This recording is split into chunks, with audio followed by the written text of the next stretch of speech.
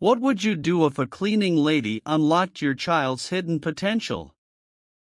Millionaire mother listens to black cleaning lady teaching 9 languages to her autistic son.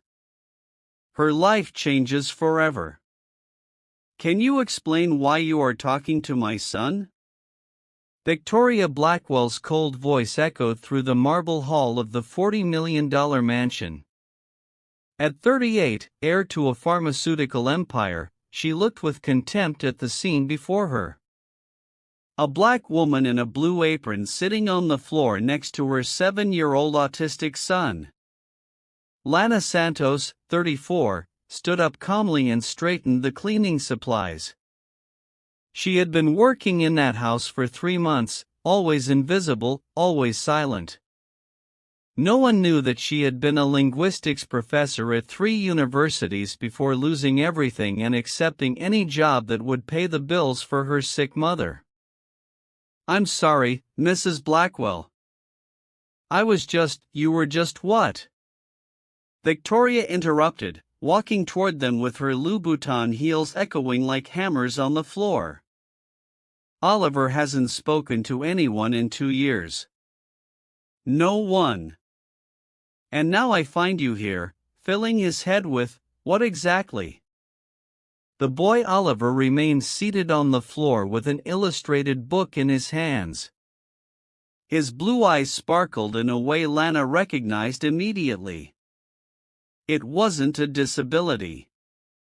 It was pure intelligence waiting for the right key. I was just cleaning and he came over, Lana lied partially. The truth was that in recent weeks, she had noticed how Oliver reacted when she murmured words in different languages while she worked. First, it was French, then Spanish, until yesterday when he whispered his first word in months. Hola. Victoria took the book from her son's hands. A book in Italian. Where did that come from? From the library, ma'am. I was reorganizing. And you thought you could use my son as an experiment? Victoria's eyes flashed. He has severe autism. He doesn't speak. He doesn't interact. He doesn't learn. 3 of the best specialists in the country have confirmed it. Lana felt something burn in her chest. It wasn't anger. It was recognition. She had seen that same look in dozens of children who had been labeled lost causes by people who couldn't see beyond their own limitations. With all due respect, Mrs. Blackwell, Lana said, her voice maintaining a calm that only exists in those who have faced much worse storms. Sometimes children just need to be heard in the language that makes sense to them. Victoria laughed dismissively. You, a cleaning lady, are giving me advice about my own son, about a child you've known for 3 months. It's not advice, Lana replied, crouching down again beside Oliver. It's just possibilities. That's when it happened. Oliver looked up from the floor, looked directly at Lana, and whispered something that made Victoria stagger. Mercy, madam. The silence that followed was deafening. Victoria blinked several times as if she couldn't believe what she had just heard. He spoke French. Lana nodded, her eyes shining with contained satisfaction. Children like Oliver aren't broken, Mrs. Blackwell. They just speak a different language than we do. What secret talent will Oliver reveal next? Victoria looked at her son, then at Lana, then back at Oliver, who was now leafing through the Italian book with genuine interest. For the first time in 2 years, there was life in her boy's eyes. How did you know? Victoria whispered, her arrogance momentarily replaced by confusion. Lana smiled.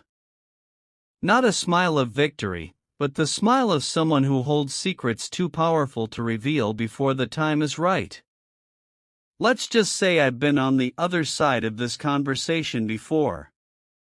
There in that cold hall of a mansion where money bought everything but understanding, a woman everyone preferred to ignore had just planted the first seed of a transformation no one could have imagined. If you've ever been underestimated by someone who should have respected you, then you know that sometimes the greatest revenge is simply to show what you're capable of. Sign up to find out how a simple cleaning lady transformed not only the life of a child, but completely rewrote the rules of a family that thought money could buy any solution, only on Black Voices. The next morning, Victoria had made her decision. She called Lana into her private office where stacks of contracts and photographs of charity events decorated the walls like trophies of her moral superiority. I need to clear up a few things, Victoria began without inviting Lana to sit down. What happened yesterday was a coincidence. Oliver sometimes makes random noises. It doesn't mean anything. Lana remained standing, her hands clasped in front of her body. I understand, ma'am. I want you to keep your distance from him. Zero interaction. Victoria paused, watching Lana with growing contempt. In fact, maybe you should focus exclusively on the basement and the service areas. The housekeeper Sandra will take care of where Oliver circulates. If she only knew, Lana thought, if she knew that I have a PhD in applied linguistics from Columbia University, that my specialization is cognitive development and multilingualism in neurodivergent children, that I have published 17 articles in international scientific journals. Of course, Mrs. Blackwell, just cleaning. But Victoria wasn't finished. And since we're talking about boundaries, she leaned back in her chair, a cruel smile dancing on her lips. I hope you weren't fooled by what happened yesterday. Oliver is severely autistic. 3 of the best neurologists in the country have confirmed it. He won't get better. He won't speak normally. He won't have a normal life. Each word was a calculated stab, but Lana kept her expression serene. Inside, she thought of the 43 cases she had followed.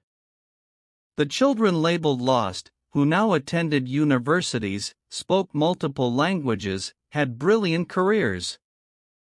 I understand your concern, ma'am. Concern. Victoria laughed dismissively. It's not concern. It's reality. And I'd rather my son not be used as an experiment by unqualified people. That afternoon, while reorganizing products in the basement, Lana heard footsteps on the stairs. It was Dr. Marcus Chun, the family's private pediatrician, coming down with a thoughtful expression. Sorry to interrupt, he said, looking around to make sure they were alone. I need to talk to you about Oliver. Lana stopped organizing the products. Is something wrong? On the contrary, yesterday when I heard him speak French, it was the first spontaneous verbal communication in 2 years. Dr. Chen approached her, lowering his voice. I've been a doctor for 20 years. I know when a child is responding to specific stimuli, and I know when he's just making random sounds. Lana's heart raced. And what do you think happened? Do you have a background in special education? For a moment, Lana hesitated. Telling the truth could change everything or ruin everything. She studied his face, looking for signs that she could trust him. Dr. Chun, if I told you that I have a PhD in applied linguistics and that I spent 5 years specializing in child cognitive development, what would you do with that information? The silence that followed was loaded with possibilities. Dr. Chun blinked several times as if processing the information. You're telling me you have a PhD? Columbia University. My thesis was on multilingualism in neurodivergent children. I've published 17 articles in international scientific journals. My God. He sat down on a nearby box. What is a doctor of linguistics doing working as a cleaning lady? Lana took a deep breath. Life happens, doctor. I lost my job at the university after my mother got sick. I needed money fast to pay for her treatment. That was a year ago. Dr. Chun shook his head, processing. And Oliver, do you think you can help him? I don't think. I know. He's not severely autistic as diagnosed. He has characteristics of the spectrum, yes. But he mainly suffers from selective mutism combined with high auditory sensitivity. His mother treats him as if he were broken. So he has completely shut down. How do you know that? 43 similar cases, doctor. Over the past 5 years, I've worked with 43 children with similar diagnoses. Today, 38 of them speak multiple languages fluently and lead completely normal lives. Dr. Chun was silent for a few long seconds. Oliver has an appointment with me tomorrow. Victoria wants to increase his medication, says he's regressing in fantasizing. He's not regressing. He's progressing. For the first time in 2 years, he's found a form of communication that makes sense to him.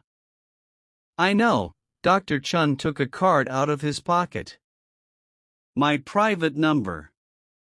If you're willing to help this boy, I'll find a way to provide medical support for your work, but it will have to be discreet. After he left, Lana stood alone in the basement holding the card. For the first time in months, a plan began to form in her mind. That night, while Victoria was having dinner with friends at the social club, Lana did something she hadn't done in 2 years. She called her old university linguistics department, Professor Williams. James, it's Luana Santos.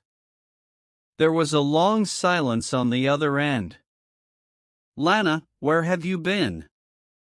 Your research was cited in 3 international journals this month. Harvard has been trying to contact you for 6 months. I'm in a temporary situation, but I need a favor. I need my research files, especially the intervention protocols for selective mutism. An hour later, Lana hung up the phone with something she hadn't felt in a long time, renewed hope. James would discreetly send her everything she needed to develop a personalized program for Oliver. But what she didn't know was that Sandra, the housekeeper, had overheard part of the conversation upstairs, and that tomorrow this information would reach Victoria's ears. Meanwhile, in Oliver's room, the boy was leafing through a book he had found by chance under his bed. A book about animals with names in 6 different languages, which a certain former university professor had left there on purpose. Cat, chat, gatto, katsa, he whispered. Each word sounding like music to his ears. Because sometimes the most powerful revolution does not begin with confrontation, but with whispers in the dark, unexpected alliances, and the patience of those who know that the most devastating storms are always preceded by the quietest calm. What shocking revelation will Victoria uncover about Lana? The next morning, Sandra knocked on Victoria's office door with an expression that mixed urgency and malicious satisfaction. Ms. Blackwell, I need to tell you something about the cleaning lady. Victoria looked up from her financial reports, already irritated by the interruption. What is it now? Sandra, last night I heard her on the phone talking about college research, scientific articles. Sandra paused dramatically. She mentioned something about being a doctor. Victoria blinked several times, processing the information. Dr. Lana. Yes, ma'am. And she talked about 40-some cases of children like Oliver. I think she's lying about who she is to get close to the boy. Victoria's mind raced. A cleaning lady who taught languages, who talked about academic research, who got Oliver to talk. The pieces began to fit together in a disturbing way. Call her here now. 15 minutes later, Lana entered the office and found Victoria standing behind her desk, laptop open, with an expression she had never seen before. Sit down, Victoria said, her voice icy. Lana obeyed, maintaining the outward calm she had perfected over the past few months. You lied to me, Victoria began, turning the laptop toward Lana. On the screen, a Columbia University page displayed Dr. Luana Santos' academic profile with an impressive list of publications and awards. I never lied, Ms. Blackwell. I just didn't offer information that wasn't requested. Not requested. Victoria slammed her hand on the table. You led me to believe you were just an uneducated cleaning lady when all this time you were a doctor of linguistics specializing in autistic children. And why would that matter? Lana asked, her voice remaining calm. You made it very clear from day one that I was invisible, that my job was to clean and not to have an opinion, that people like me had nothing of value to offer. Victoria felt something uncomfortable stir in her stomach. That's different. You should have told me about your qualifications. What for? So you could humiliate me in more creative ways? So you could tell me that even with a PhD, I was still just an employee. That's when the door opened and Oliver came running in, followed by Dr. Chun. Lana, Luana, Oliver shouted in Portuguese, then switched to French. Japrisal Shanson, and then to Spanish. Puedes enseñar más palabras. Victoria was paralyzed. Her son, who hadn't spoken in 2 years, had just switched fluently between 3 languages in the same sentence. Dr. Chen approached calmly. Victoria, I need to show you something. He placed a tablet on the table showing videos of Oliver from the last few days. Lana has been discreetly recording Oliver's progress under my medical supervision. In the first video, Oliver counted to 10 in German. In the second, he recited the alphabet in Mandarin. In the third, he sang a children's song in Arabic. 7 languages, Dr. Chun continued. In 3 weeks, Oliver not only speaks, he understands complex grammatical structures. His cognitive ability is exceptional. Victoria looked at her son, then at Lana, then at the videos. How is this possible? Because he was never severely autistic, Lana replied, standing up and kneeling beside Oliver. He had selective mutism caused by trauma and emotional isolation. When he found a safe environment and a form of communication that made sense to him, he blossomed naturally. Oliver turned to his mother and for the first time in 2 years looked directly into her eyes. Mama, he said in English. Lana dice tu soy intelligent. Then he switched to Italian. La mia insignato cho parla rondo voglio. Victoria felt tears well up. Her son, whom she had protected as if he were broken, was standing there speaking with an eloquence she had never seen in children his age. Oliver, she whispered, kneeling down as well. You could always talk. Yes, Mama. But you always looked sad when I tried. So I stopped. He switched to French. Mais Luana mi côte el compressed. The silence that followed was overwhelming. Victoria looked at Lana, who was watching her with an expression that was not one of victory but of deep sadness. I didn't know. Victoria murmured. I really didn't know. I know you didn't, Lana replied softly. But now you do. The question is, what are you going to do with that information? Dr. Chin placed his hand on Victoria's shoulder. Oliver needs to continue with Lana. His progress is extraordinary, but interrupting now would be devastating. Victoria looked at her son, who was playing with colored blocks while counting in Japanese, then at Lana, who had transformed her home without her noticing. I need to apologize to you, Victoria said, her voice breaking. And I need to ask you to stay, not as a housekeeper, but as Oliver's teacher, as the person who gave me back my son. Lana smiled. Not a smile of victory, but the smile of someone who finally sees a child being seen for who he really is. I'll stay, but on one condition. Oliver is not a miracle or a success story. He's just a brilliant child who needs to be loved for who he is, not for what he can do. As Victoria nodded, finally understanding, Oliver approached and took both women's hands. Mama, Lana, he said in Portuguese. Are we a real family now? There, at that moment, 3 lives were changed forever, proving that sometimes the greatest revolution doesn't happen in courtrooms or headlines, but in the silence of a child who finally finds his voice and in the heart of a mother who learns to listen. What new opportunities will this breakthrough unlock for Oliver and Lana? 6 months later, the Blackwell mansion had been transformed into something completely different.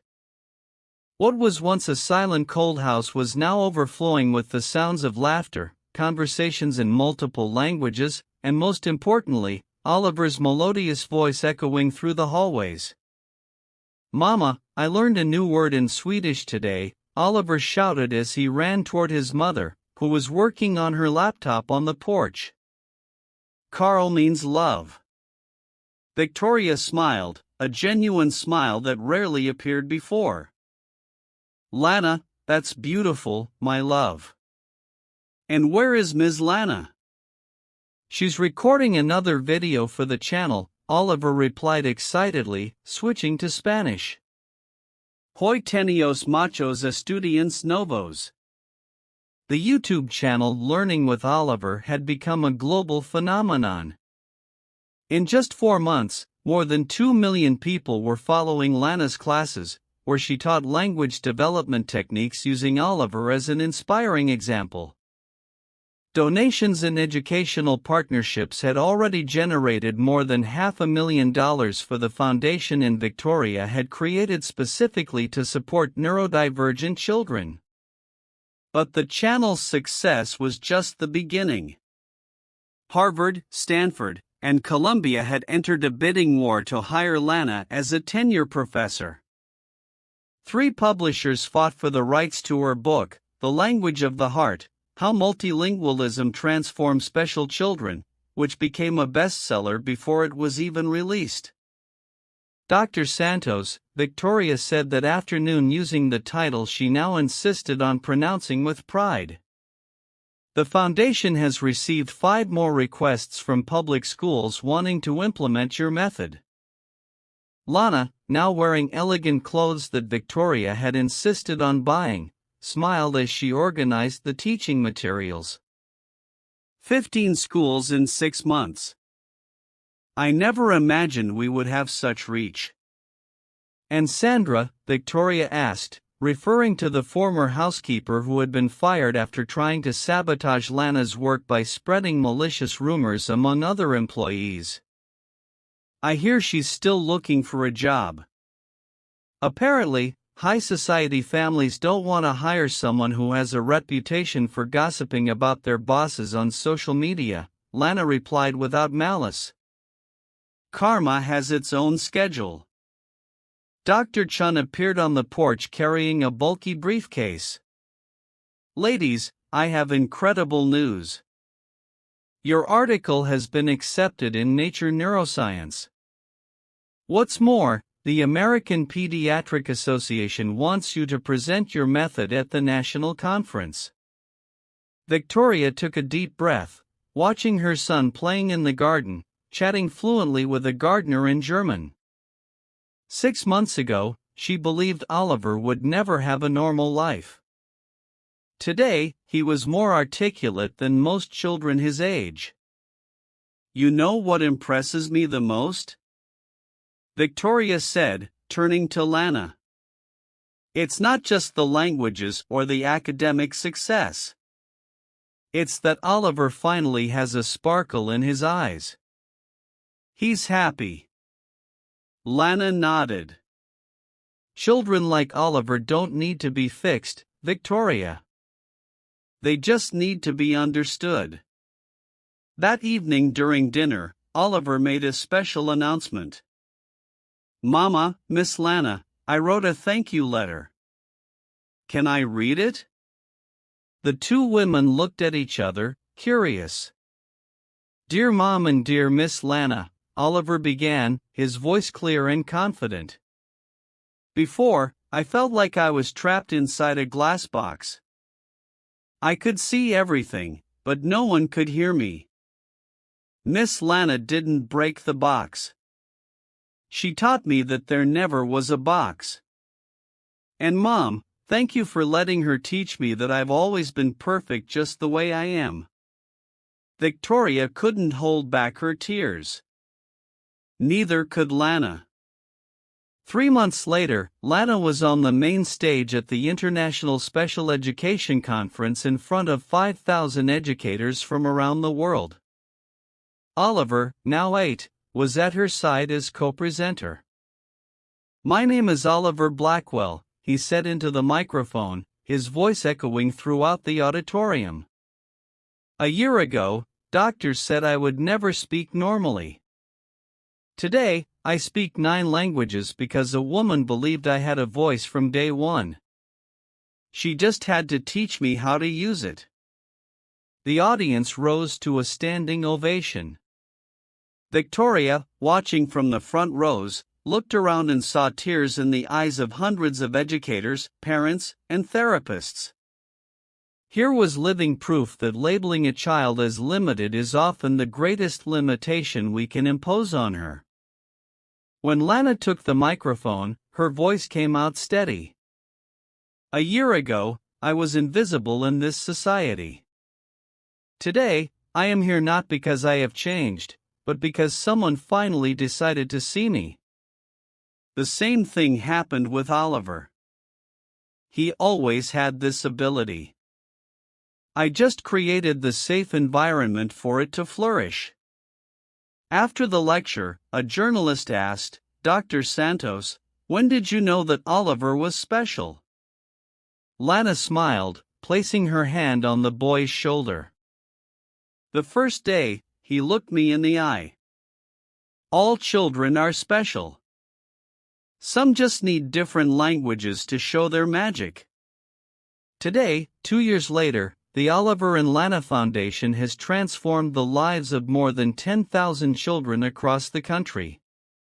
Victoria has become a passionate advocate for inclusive education.